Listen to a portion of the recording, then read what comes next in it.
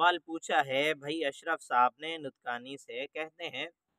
مفتی صاحب یہ بتائیے کہ عورت فوت ہو جائے تو اس کو قبر کے اندر کون اتارے؟ اس سوال کا جواب یہ ہے، فقہا نے بڑی تفصیل کے ساتھ لکھا ہے، اگر عورت فوت ہو جاتی ہے تو سب سے پہلے اس کے جو محارم رشتہ دار ہیں، محرم رشتہ دار ہیں، وہ اس کو قبر کے اندر اتاریں۔ بالفرض اگر کوئی عورت ایسی ہے یا ایسی جگہ پر جو ہے لاش ملی ہے کہ جہاں پر اس کے محارم موجود نہیں ہیں، تو اس صورت کے اندر اس کے غیر محرم بھی اس کو جو ہے قبر کے اندر اتار سکتے ہیں، کیونکہ نبی علیہ السلام کی ایک حدیث اس پر موجود ہے۔ سیدنا عثمان ابن عفان رضی اللہ تعالیٰ کے نکاح میں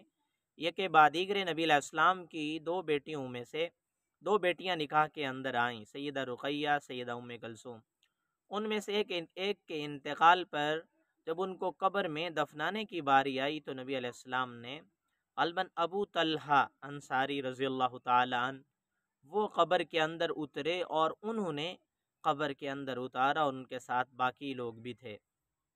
تو اس حدیث سے معلوم ہوتا ہے کہ اگر غیر محرم جو ہے وہ قبر میں اتارنا چاہیں تو وہ بھی اتار سکتے ہیں، لیکن فقہا نے جو لکھا ہے پہلے نمبر پر محرم ہے، محرم موجود نہ ہوں تو اس صورت میں غیر محرم بھی اتار سکتا ہے۔